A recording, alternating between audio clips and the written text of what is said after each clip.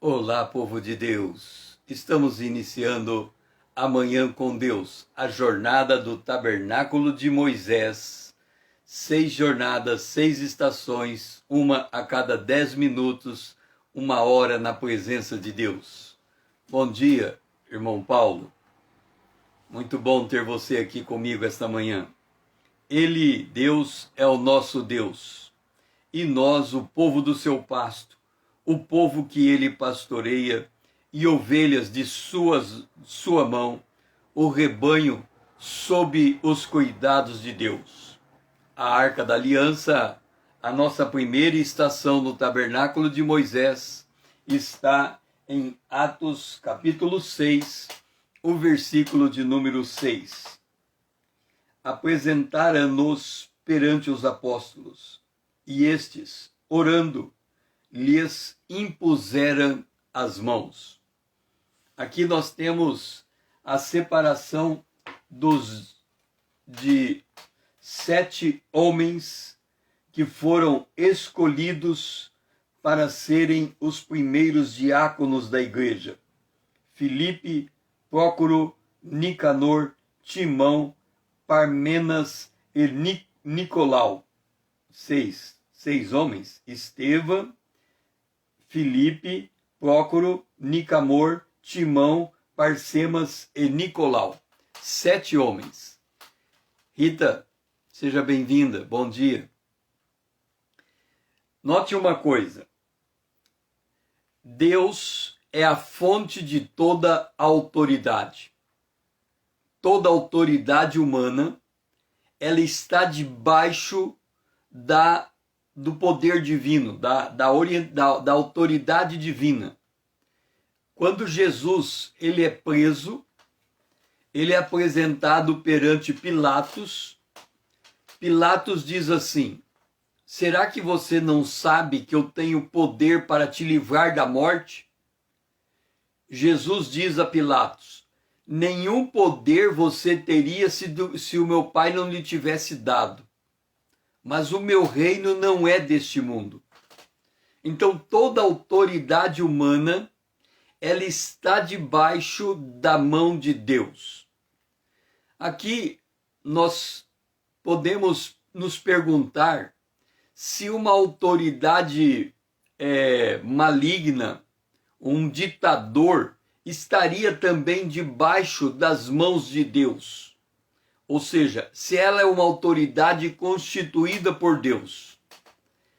Em síntese, em princípio, a resposta é sim. Mesmo um ditador, ele exerce autoridade baseado na autorização divina para ocupar aquele cargo. E aquilo que ele faz, aquilo que ele realiza, enquanto autoridade, ele responde pelos seus atos. Como é que nós sabemos disso? Faraó, por exemplo, ele foi autoridade no Egito. No entanto, ele oprimiu o povo de Deus. Num dado momento, o próprio Deus interviu a favor do seu povo e retirou o seu povo debaixo da autoridade de Faraó. Então Deus é aquele que estabelece reinos, mas é aquele também que derruba reinos, porquanto o homem só pode fazer algo se Deus assim lhe permite. Mesmo Satanás, ele chega diante de Deus, e pede pela vida de Jó. E Deus determina a extensão daquilo que ele pode fazer contra Jó. Então tudo está debaixo do governo divino.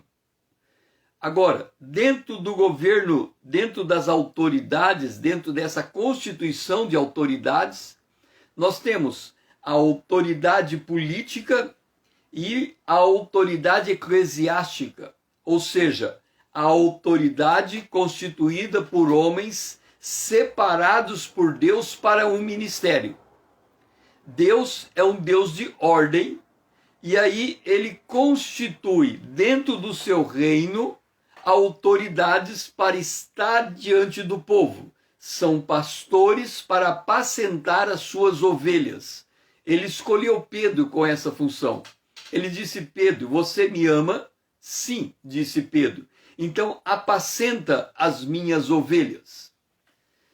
Nós não temos no âmbito espiritual como viver ausente de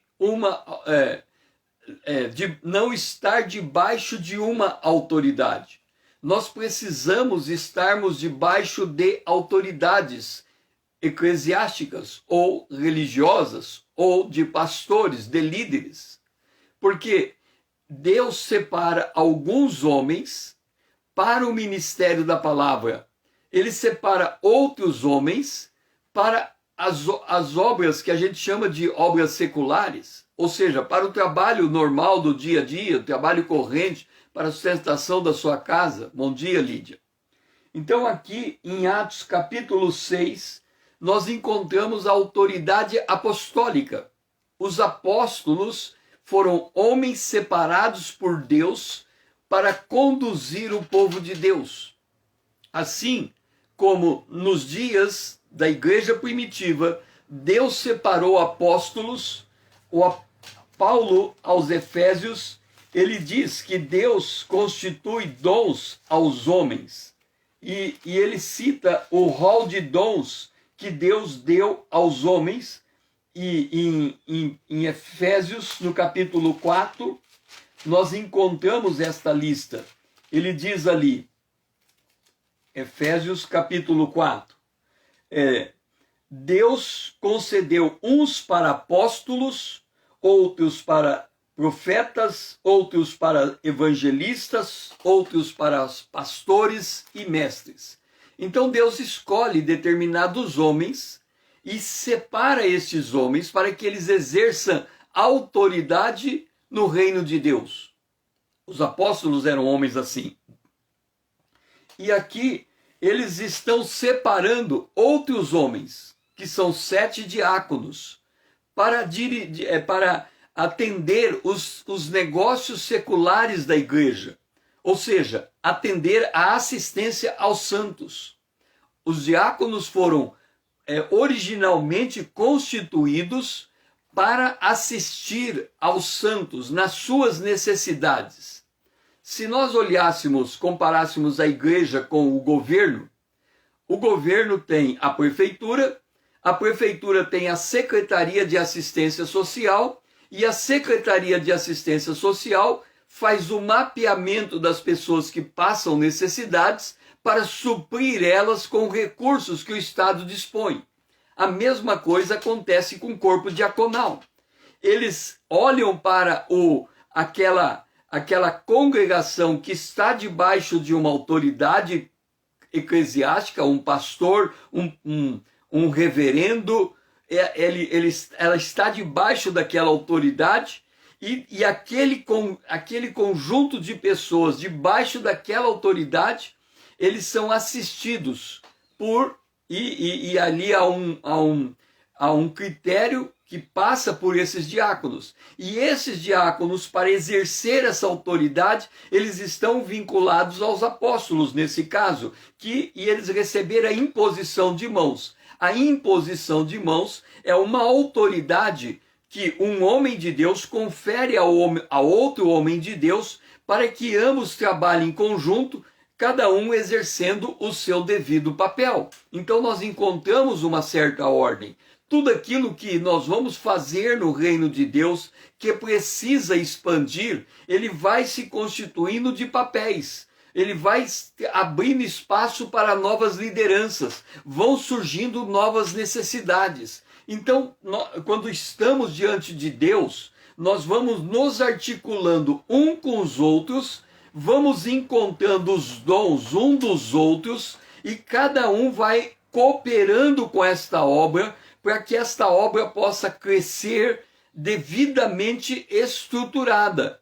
Então, a obra de Deus na terra, ela é uma obra que tem ordem, que tem organização, que tem princípios, que tem diretrizes, para que as pessoas possam trabalhar em equipe, em colegiado. Então, nós temos que entender que nós não podemos viver a vida cristã sem estar debaixo de um colegiado devidamente constituído para nos ajudar na nossa fé. Pai, nos ajuda, Senhor, a entender a maneira como o Senhor estabelece a autoridade no teu reino, de como o Senhor ordena as coisas e como estas coisas contribuem para o nosso bem. Nos ajuda a ter o claro discernimento, Senhor, dos teus propósitos, daquilo que o Senhor de fato faz no meio do teu povo. Esta é a nossa oração, em nome de Jesus, o teu Filho amado, a quem nós amamos. Amém. Vamos então para o nosso altar de ouro. Se existe uma autoridade, o Atos capítulo 6, o versículo 4, existe pessoas que se colocam nesta condição de autoridade.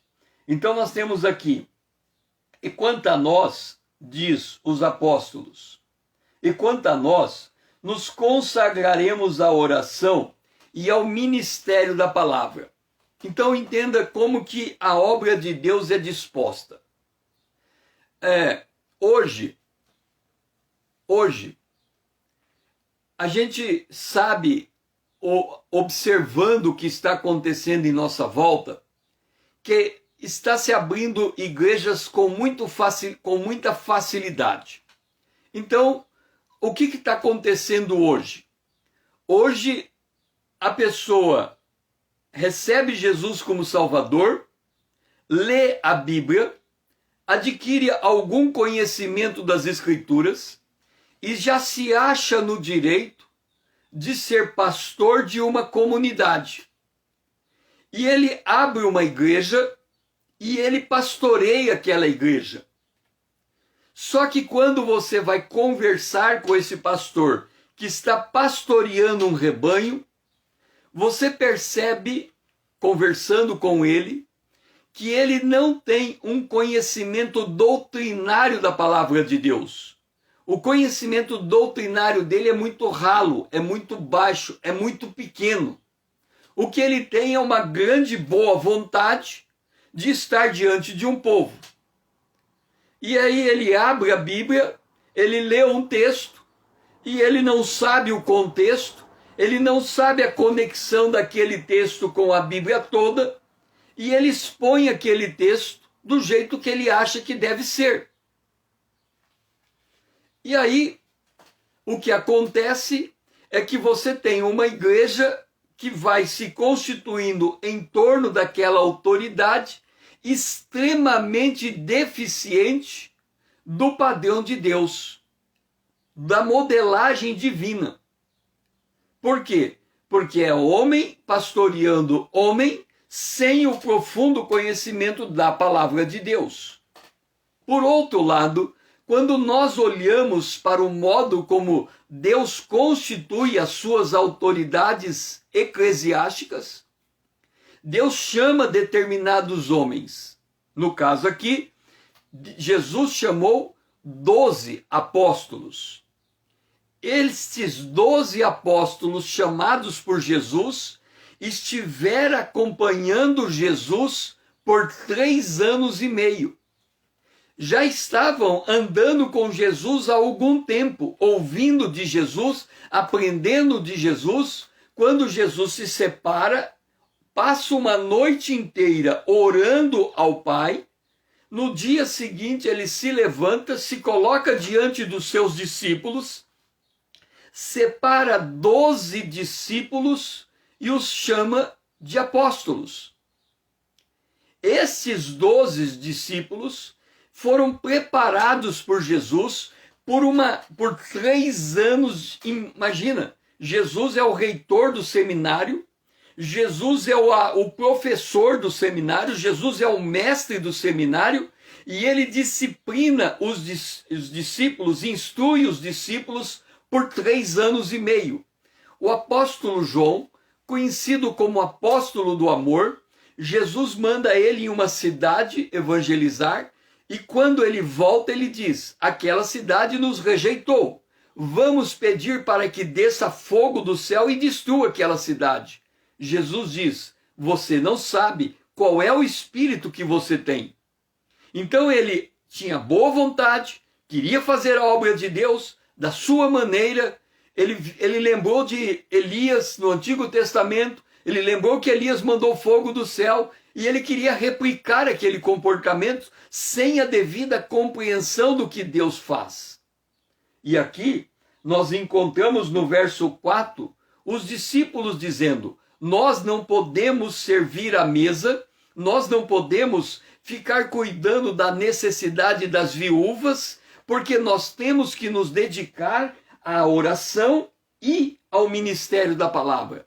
Dedicar ao ministério da palavra significa estudar a Bíblia com todos os recursos que isso pode ser feito, utilizando hermenêutica, homilética, as ciências da teologia, algum conhecimento das línguas originais, conhecimento da história bíblica, da geografia bíblica, enfim, conhecer a palavra de Deus e toda essa ambientação para poder, com propriedade, instruir o povo de Deus. Uma das razões da fraqueza da igreja é que os líderes estão constituindo líderes, ou seja, líderes despreparados constituem líderes despreparados para fazer uma obra e cada um fazendo esta obra do jeito que pensa. Nós temos que entender que quando Deus separa Moisés e fala para Moisés fazer o tabernáculo, ele diz: faça esse tabernáculo de acordo com o modelo das coisas que estão no céu. Por que nós fazemos a manhã com Deus baseado no tabernáculo de Moisés? Porque esse tabernáculo que Moisés utilizou no deserto, depois que ele saiu do Egito, é uma representação das realidades celestiais. Então nós estamos usando estas representações das realidades celestiais para que a gente possa olhar um texto e compreender o texto sob a ótica dessa estruturação divina que nos é apresentada. Agora, entenda, alguns homens, não todos, precisam se dedicar à oração e à palavra de Deus. Estes homens, para ter esse nível de dedicação, eles precisam ser sustentados por aquilo que eles fazem.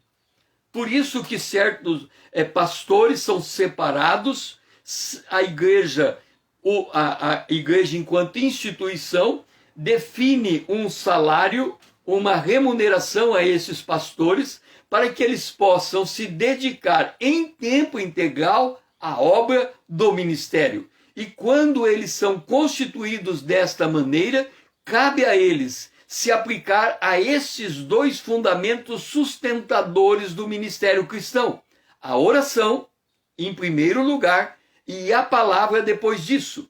Ele tem que se fortalecer, ele tem que se preparar nesses dois ministérios. Jesus disse: vocês erram por não conhecer as Escrituras e nem o poder de Deus. O poder de Deus vem da oração.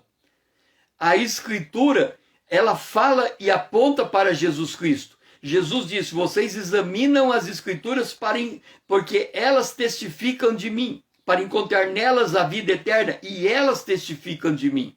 Então estes homens de Deus, separados por Deus, eles se dedicam ao estudo da palavra de Deus, e nós devemos buscar estes homens para nos colocar debaixo da autoridade deles, a fim de sermos alimentados. Por que nós precisamos deles? Porque eles estão dedicados a esta atividade. Eles buscam estar na presença de Deus. E nós que temos que cuidar das coisas do cotidiano, não temos a mesma liberalidade temporal para nos dedicar como eles os fazem. Então eles são como atalhos, eles são como pessoas facilitadoras, eles são como aqueles que mostram o caminho das pedras, para que nós, nas nossas atividades cotidianas, utilizando o conhecimento que eles adquirem da parte de Deus, possamos, com muito mais rapidez, com muito mais segurança, agirmos de acordo com a palavra de Deus por eles instruídas. Então a obra de Deus, ela é uma obra articulada entre os homens constituídos por Deus como autoridades para conduzir esse rebanho. Então, quando nós lemos que Deus tem um rebanho, nós lemos que Deus constitui homens sobre este rebanho para os apacentar. Pai, nos ajuda, Senhor, a reconhecer os homens que o Senhor tem levantado para nos alimentar na palavra de Deus. Senhor, dá que estes homens se disponham a se consagrar na oração e no ministério da palavra. Que eles não falem de si mesmos, Senhor, mas que eles aprendam a olhar para as Escrituras e extrair dela a fonte do conhecimento que nos é transmitido, para que nós possamos andar contigo, Senhor. Nos ajude, Senhor, a estar com estes homens e encontrá-los nesta posição, homens de oração e homens com conhecimento da tua palavra para nos instruir acerca dos teus caminhos. Esta é a nossa oração, em nome de Jesus. Amém. Agora vamos para o nosso café da manhã, que é Atos capítulo 6, verso 5. E aqui está homens escolhidos para estar debaixo da autoridade de homens. O parecer agradou a toda a comunidade e elegeram Estevão, homens cheios de fé e do Espírito Santo, Filipe, Prócoro, Nicanor, Timão, Parmenas e Nicolau, prosélito de Antioquia. Vamos entender aqui. Havia uma comunidade. Quando a palavra de Deus ela é exposta, as pessoas que ouvem aquela palavra, elas creem naquela palavra. Quando elas creem naquela palavra, elas se retiram do reino das trevas e são transportadas para o reino da luz, para o reino do Filho do amor de Deus, para o reino de Deus. A partir do momento em que elas são transportadas para o reino de Deus, elas passam a ter uma fé firmada em Deus, por meio de Jesus Cristo, que as diferencia das pessoas que não têm esse mesmo tipo de fé. Estas pessoas, elas são comparadas a um ser humano que passa pelo estágio de bebê, de jovem, de adulto, até chegar à plena maturidade.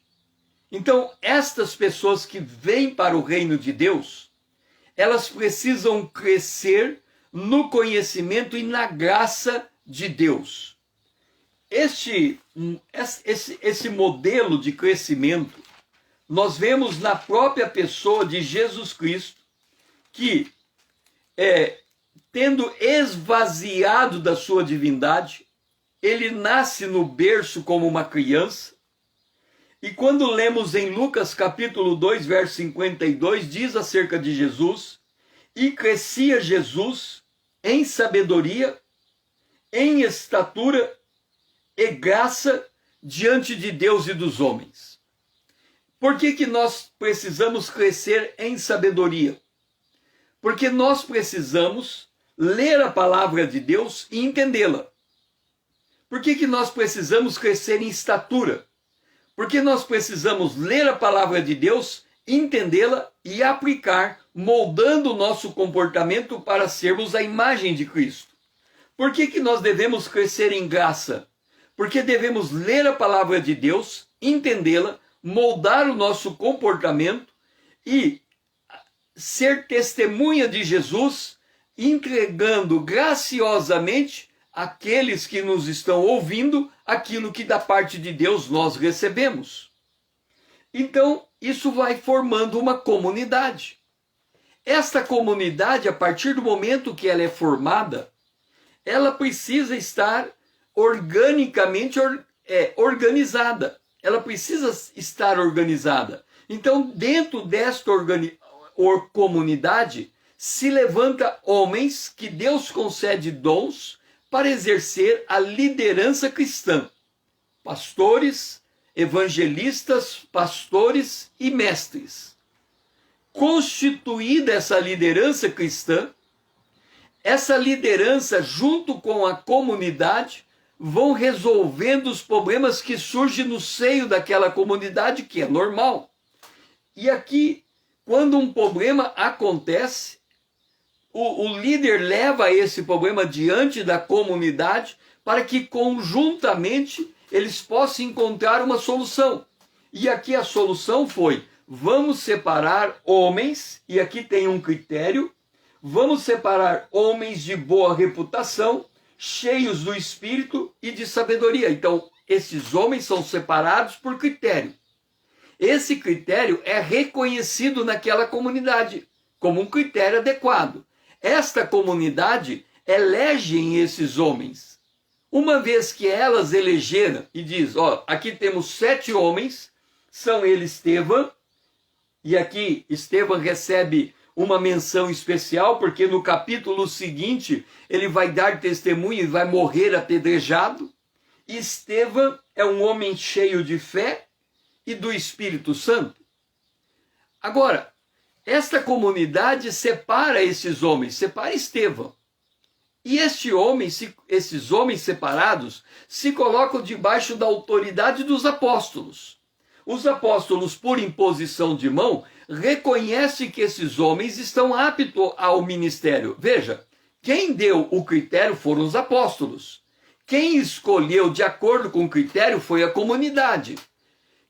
Uma vez eleito pela comunidade, estes homens se colocam debaixo da autoridade apostólica, para que, por meio desta autoridade, eles tenham liberdade naquela comunidade de exercer a sua autoridade. Então, não há como nós estarmos no reino de Deus sem reconhecermos os homens de Deus que são constituídos por Deus debaixo de autoridade de outros homens, reconhecidos por uma comunidade, para exercer aquilo para o qual eles foram chamados. O que nós encontramos muitas vezes? É que quando o ego entra nesse contexto, os homens, ao invés de fazerem as coisas na direção de Deus, acabam fazendo por politicagem, vamos assim dizer. E aí nós vamos tendo distorções. Mas quando nós olhamos, nós temos que olhar a comunidade cristã não por essas distorções que a gente vai enxergando, mas de acordo com o modelo original. Porque uma vez que a gente enxerga o modelo original, a gente pode olhar as distorções e trazê-las para dentro desse modelo original. Fazer com que elas caminhem em conformidade com a maneira como Deus constitui a sua obra sobre a face da terra. Nesse momento em que vivemos afastados um do outro por conta de uma necessidade conjuntural, nós temos que entender que mesmo distante um dos outros, nós estamos como na época de Neemias. Quando Neemias fala, vamos reconstruir os muros de Jerusalém, estamos apartados um dos outros, mas será que ao tocar a trombeta, vamos nos reunir em um dado lugar? Isso significa, não vamos nos dispersar, vamos continuar olhando para o nosso pastor, olhando para a maneira como ele está administrando a obra de Deus. O fato de estarmos apartados um dos outros não nos coloca fora dessa rede de autoridades que Deus constituiu em proveito do seu povo.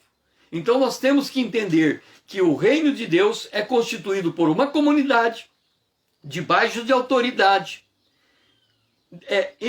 ordeiramente constituída para fazer aquilo que Deus coloca para ser feito de acordo com o modelo que procede da palavra de Deus. Então, a palavra de Deus, ela vai colocando luz sobre todos os aspectos da vida cristã, inclusive das relações entre as autoridades, da maneira como elas são eleitas, constituídas e pelo modo como elas devem ser respeitadas e como a comunidade deve se submeter a essas autoridades para que a obra de Deus possa crescer de forma ordeira, de forma saudável, em cima de princípios. Pai, nós glorificamos o Teu nome, Senhor. porque o Senhor faz a tua obra por meio dos homens.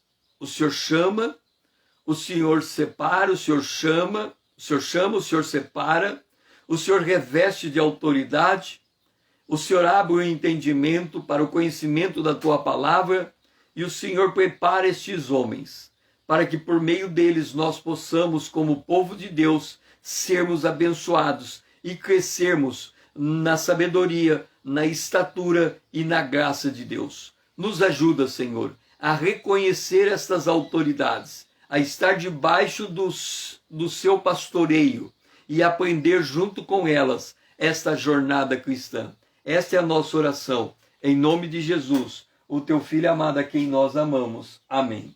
Então vamos constituir mais luz sobre isto.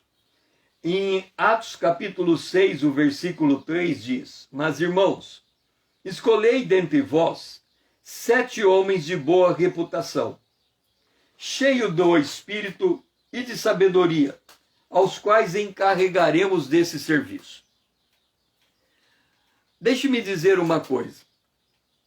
A nossa maior dificuldade de nos relacionarmos com as pessoas é que nós não conversamos com as pessoas. Nós não nos relacionamos com as pessoas diretamente. Deixe-me explicar uma coisa. O homem casa com uma mulher e constitui um casal. O homem, a mulher, o marido e a esposa. O que seria de se esperar? O homem, esse marido, senta do lado da esposa e eles começam a conversar a respeito das coisas da casa.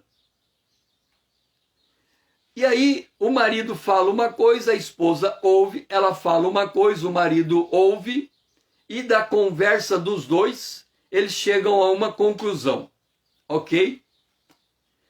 Acontece que esta conversa entre o marido e a mulher, ela tinha que ser uma conversa entre os dois. Mas ela não é uma conversa entre os dois. Cada um, a mulher tem uma imagem, como é que o homem tem que ser. O homem tem uma imagem, como é que a mulher tem que ser. E ele olha para a sua esposa querendo encontrar aquela imagem.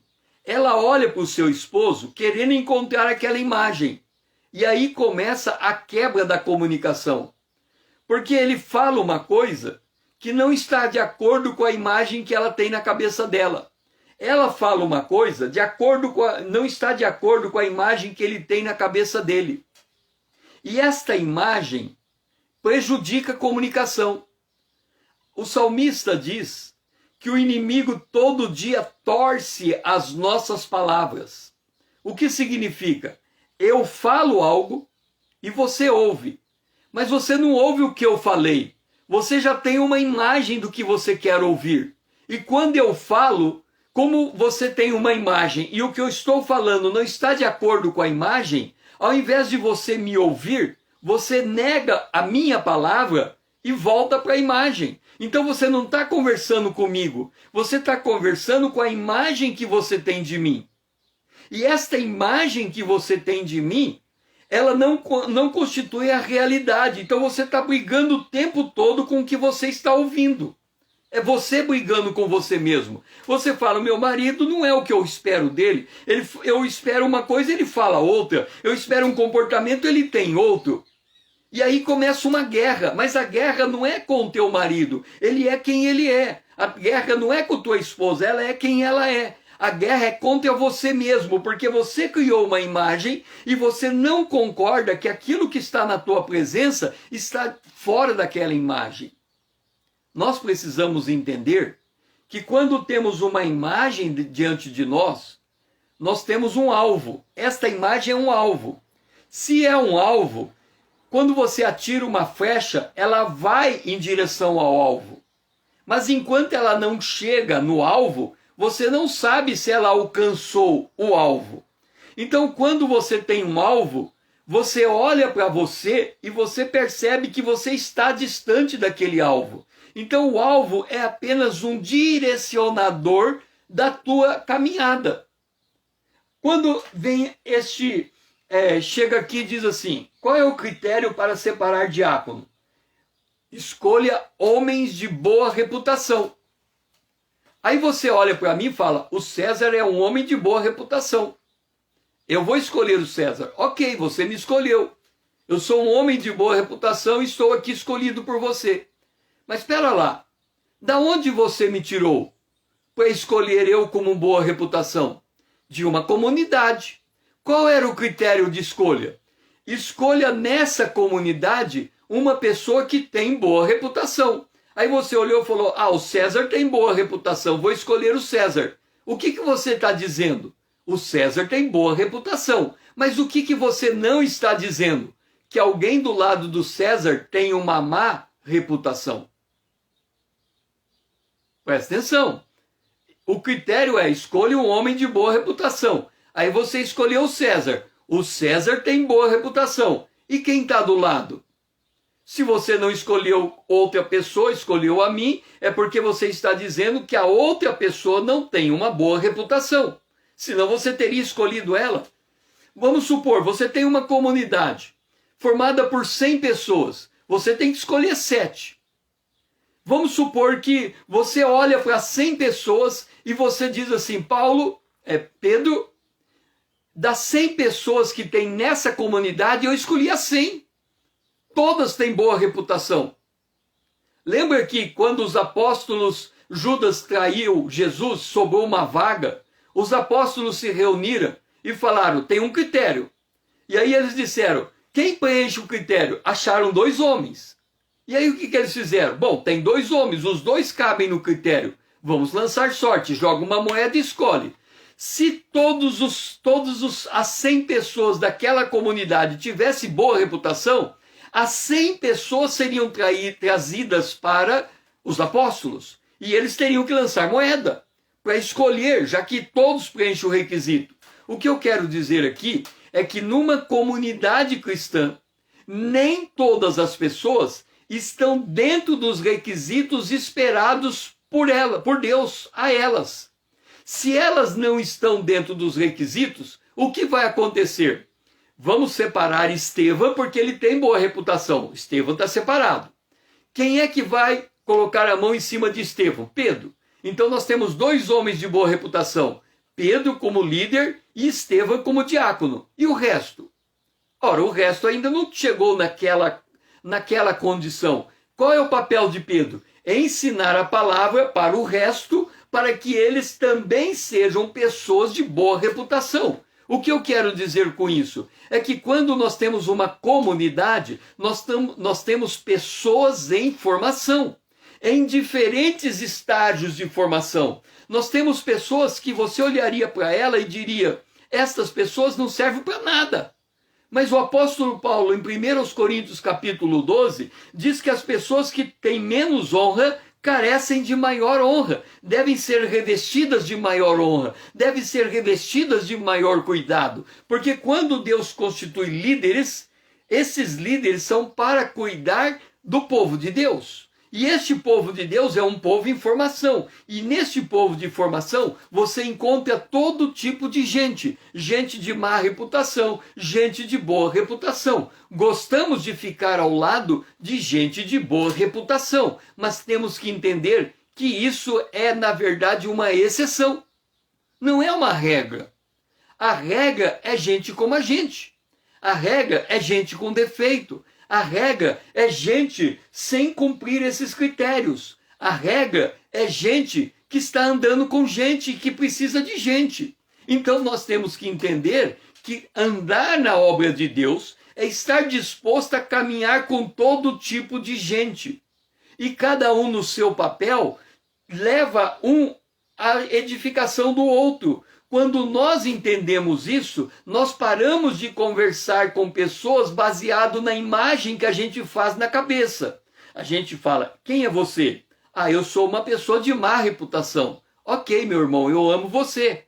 Agora, vamos junto caminhar para melhorar a tua reputação. Quer dizer, eu não vou negar os teus defeitos. Eu não vou negar o teu jeito de ser que é diferente do modelo do que tinha que ser. Eu vou conviver você. É isso que a Bíblia diz: suportai-vos uns aos outros, para que a gente possa, em nosso meio, preparar pessoas para o crescimento e o amadurecimento da fé.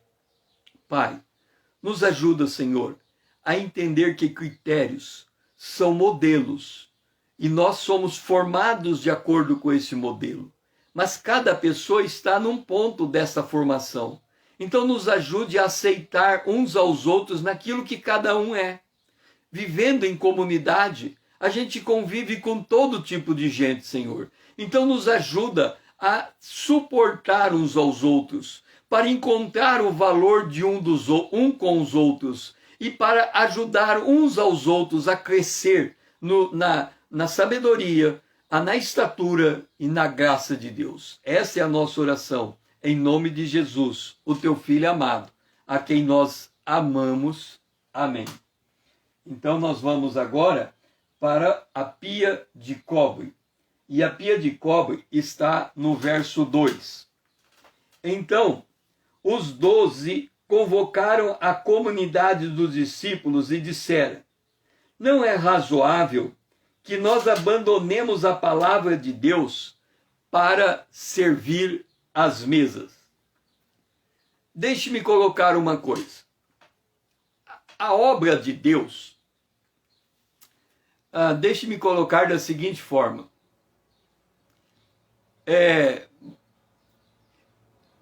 Imagina que você tem o seu próprio gosto. O próprio gosto. E a partir daquele gosto que você tem, você vê a vida de uma determinada maneira, ok? Então vamos lá. Hoje a gente tem 2 tipos de calças no mercado. Calça de vestir, calça. Uma calça, ela é um pano normal. A outra calça é um pano que tem coisas rasgadas. Não é? Então, você tem uma calça que é um pano normal e você tem uma calça que é rasgada. E ela é propositadamente rasgada. E tem gente que paga dinheiro por uma calça rasgada. Ok. Então tem uma pessoa que usa uma calça sem nenhum rasgo e tem outra pessoa que usa a calça rasgada. Se todo mundo fosse do meu gosto, não haveria calça rasgada no mercado. Se todo mundo fosse do gosto da calça rasgada, não haveria calça sem rasgo no mercado. Agora, quem gosta de calça sem rasgo, ele olha para a calça rasgada e ele tem uma contrariedade. Quem gosta de uma calça rasgada, ele olha para uma calça sem rasgo e ele tem contrariedade. Por quê?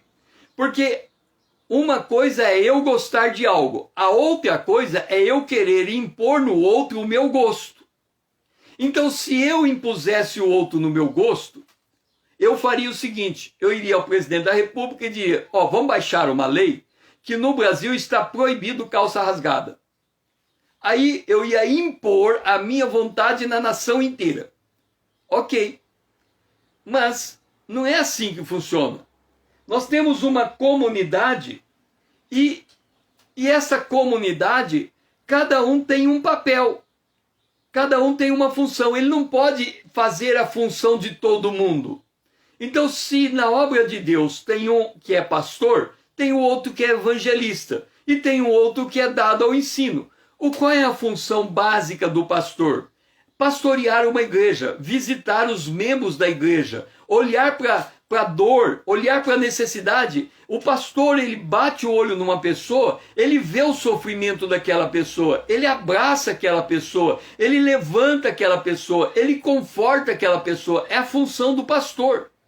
Já é diferente o evangelista. O evangelista, ele olha, ele vê um cara perdido. Ele vê um cara entregue nos seus pecados. Ele só consegue enxergar gente perdida. O papel dele é levar o evangelho a quem está perdido e trazê-lo à luz. É a função do evangelista. A função do mestre não é olhar se a pessoa está doente, não é olhar se a pessoa está enferma, se a pessoa está fraca. A função do mestre é olhar para a palavra de Deus e aquilo que ele precisa extrair da palavra para ensinar o povo de Deus, independente da condição da pessoa. Quando o mestre olha para a pessoa, ele não está olhando para a pessoa se ela está forte, está fraca. Ele está olhando uma pessoa que precisa do conhecimento da palavra de Deus. Então, cada indivíduo, no papel que cumpre no reino de Deus, ele enxerga as coisas de uma maneira. No reino de Deus, não tem a noção daquele que faz tudo. Tem pessoas que olham para os dons espirituais e ele conta quantos dons espirituais tem, sei lá. Ele vai lá e conta, e ele chega à conclusão que tem 13 dons espirituais. Ele fala, eu quero ter os 13 dons espirituais. Por que ele fala dessa maneira? Porque ele não quer ser dependente de alguém que tenha o dom espiritual. Então eu vou dar um exemplo para você. Orar no monte.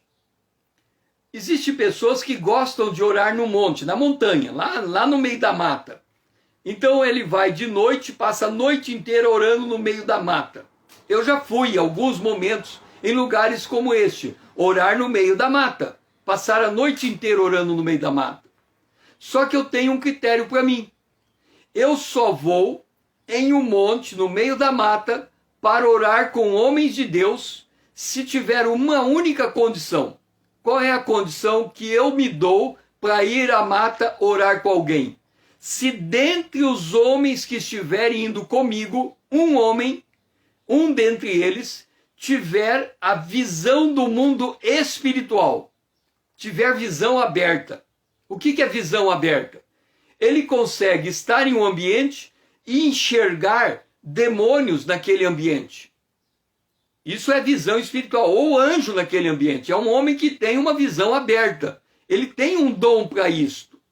Ora, por que eu vou dessa maneira? Porque ali, eu olhando para ele, eu sei que ele está vendo o mundo espiritual que eu não estou enxergando, e ele vai me dar diretriz de como eu devo orar naquele lugar.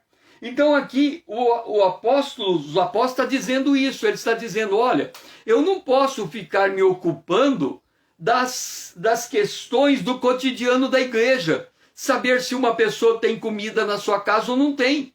O meu papel é orar e o meu papel é estudar a palavra e ministrar a palavra. Então, o papel do diácono é ir até a casa do irmão, abrir a geladeira dele e verificar se a geladeira está cheia ou está vazia. Não é o papel do pastor fazer isso. O papel do pastor é curar a alma. O papel do diácono é ir na casa da pessoa e verificar a despensa da pessoa. Então, na obra de Deus, cada um vai assumindo um determinado papel. E quando você encontra o seu papel, você encontra o seu ministério. O que é o ministério? Ministério é o exercício de um papel de forma continuada a ponto de adquirir habilidade para o cumprimento daquele papel. Então, se uma pessoa vai para a casa de alguém, como diácono, para abrir a despensa daquela pessoa e verificar se a despensa está cheia ou vazia, esse diácono tem que ter critério. Porque se ele vai para uma casa de uma pessoa que está desempregada, ele sabe que ela precisa de uma cesta básica até procurar o emprego, até se tornar empregada. Agora, se ela vai para a casa de uma pessoa que é preguiçosa, ela não pode tratar o preguiçoso como um desempregado. O apóstolo Paulo fala aos Tessalonicenses, aquele que não trabalha não coma. Então o diácono que vai na casa de um desempregado, ele leva a cesta básica. Mas se ele vai para a casa de um preguiçoso, ele tem que tirar a cesta básica. Ele tem que fazer a pessoa passar fome, para que ela saia daquele marasmo e tome atitude na vida. Então aquele preguiçoso não é caso do diácono, é caso do pastor. É o pastor que tem que tratar com aquele preguiçoso. Agora, com o desempregado, é caso do diácono, não é caso do pastor. É o diácono que tem que trabalhar com aquela situação. Entenda, o mesmo indivíduo, dois indivíduos diferentes com o mesmo problema, despensa vazia. Um é despensa vazia porque está desempregado, cesta básica para ele. O outro é despensa vazia porque é preguiçoso, pastor para ele. Ele tem que ser disciplinado na sua alma. Então, quando a gente começa a exercer ministérios, a gente começa a identificar dentro desse ministério os requisitos para o cumprimento saudável desse ministério. E é isso que nós encontramos aqui, né, no verso 12. Não é razoável para nós abandonarmos a palavra de Deus para servir à mesa. Pai, nos ajuda a discernir os nossos ministérios e os limites do nosso ministério, a respeitar o ministério um do outro.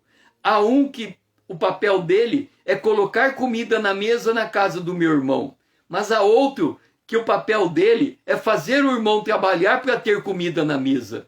Um é o diácono, que leva as necessidades, leva a cesta básica. O outro é o pastor, que alimenta a alma e modifica o comportamento. Nós temos que descobrir, Senhor, o papel de cada um no reino de Deus e respeitarmos os papéis uns dos outros, para que a tua obra cresça de forma saudável e sustentável. Esta é a nossa oração, em nome de Jesus, o teu Filho amado, a quem nós amamos. Amém.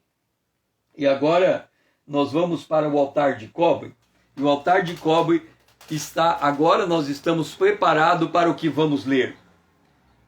Atos capítulo 6, o versículo 1. Ora, naqueles dias, multiplicando-se o número dos discípulos, houve murmuração dos helenistas contra os hebreus, porque as viúvas deles estavam sendo esquecidas na distribuição diária.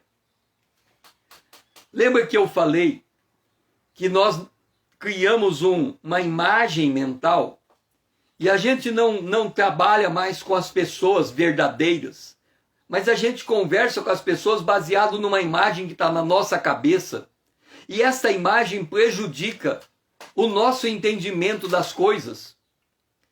Como é que a gente enxerga uma igreja? De forma perfeita.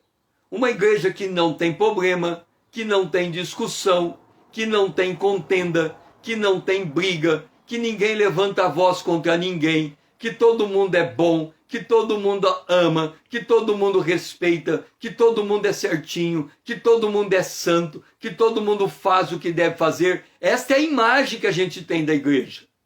Aí a gente olha para a realidade e encontramos pessoas desviadas, pessoas fracas, pessoas enfermas, pessoas tristes, pessoas desamparadas, pessoas estressadas, pessoas deprimidas, pessoas separadas, lares desarranjados. Aí a gente chega e diz, isso não é igreja.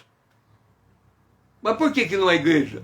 Porque você criou uma imagem na tua cabeça dizendo que é uma igreja. E você olha para a realidade e você fica o tempo todo brigando com esta realidade.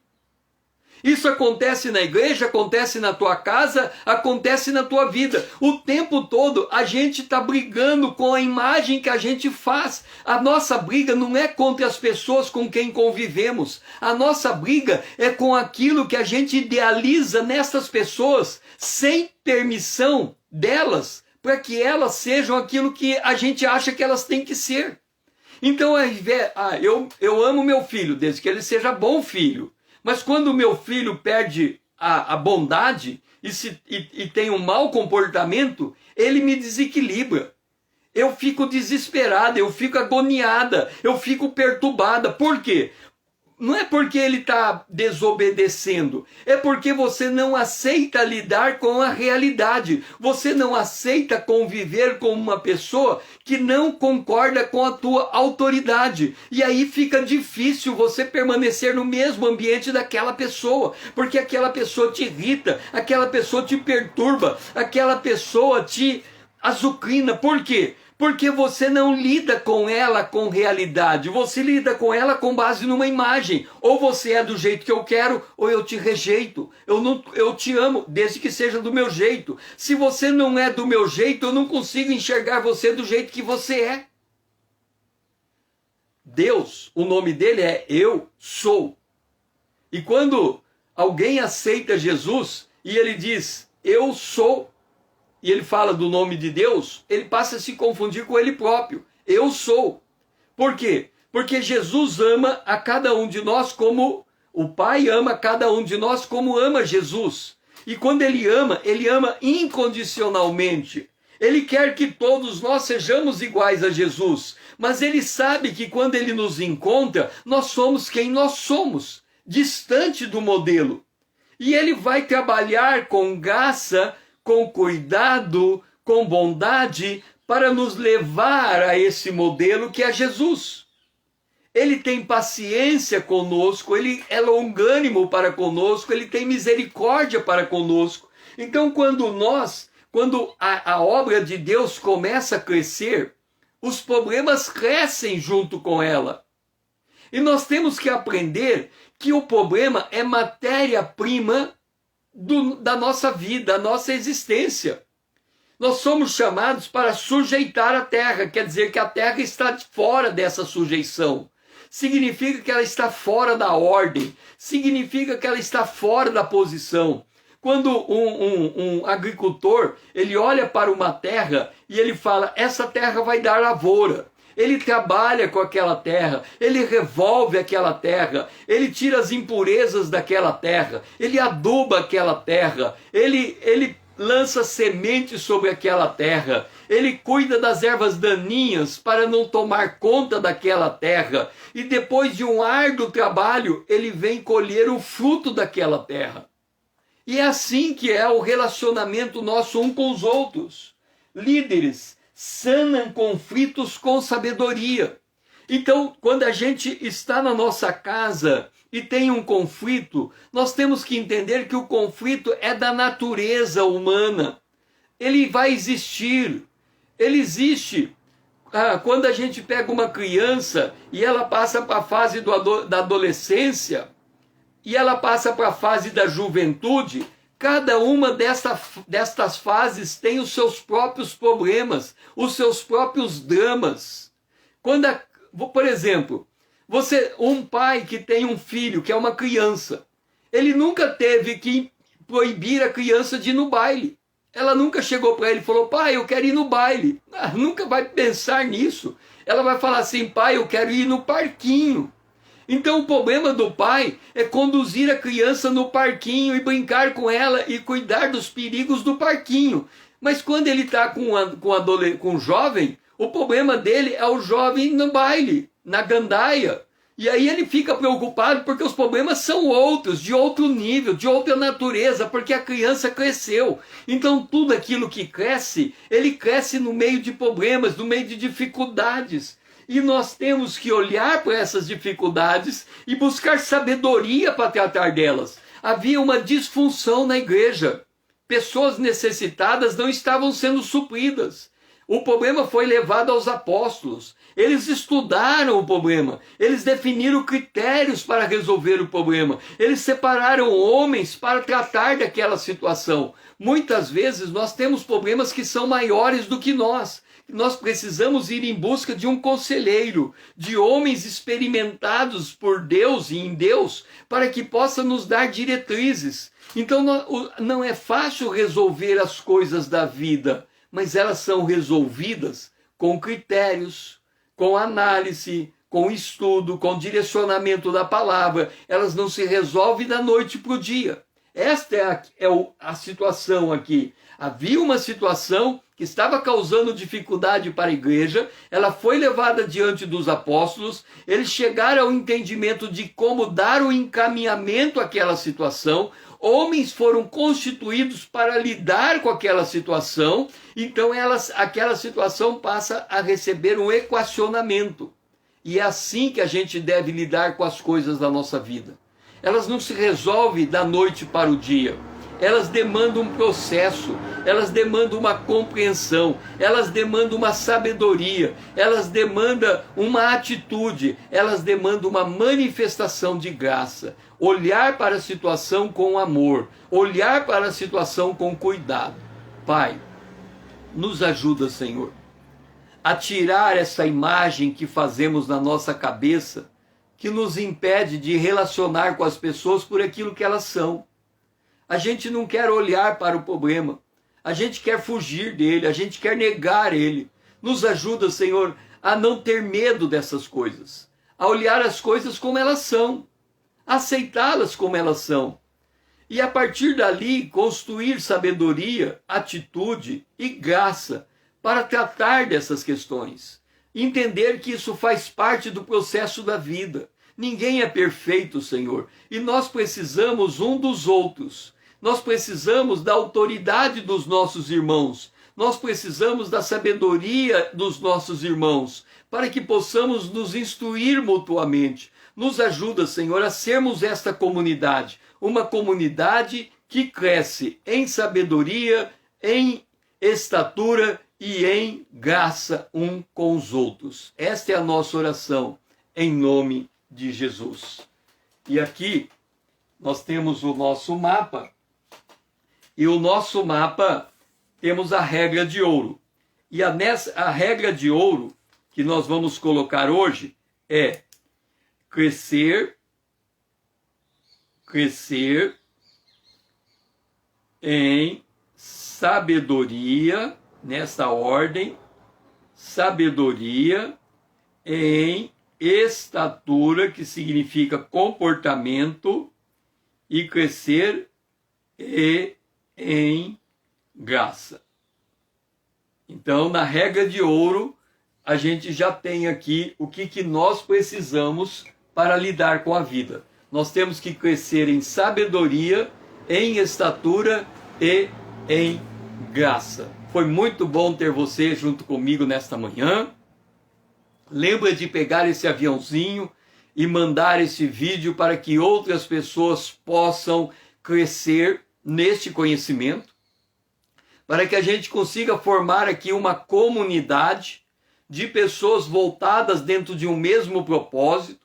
Então, traga seguidores para esta conta do Instagram, para que também possamos, aumentando essa comunidade, crescermos juntamente uns com os outros, nessa mesma vontade e propósito, de aprendermos a andar com Deus, de aprendermos a viver na presença de Deus, junto com as pessoas, de aprender a lidar com naturalidade com as dificuldades, não criar imagens na nossa cabeça e impedir de vermos as coisas como elas são. A gente não deve ter medo de viver a vida como ela é, porque somente quando aceitamos a vida como ela é, nós vamos em busca da sabedoria para dar qualidade de vida a essa vida como ela é. Que o Senhor seja louvado e que possamos nos encontrar amanhã, se Deus nos permitir e se Jesus não voltar, às 5 horas em ponto.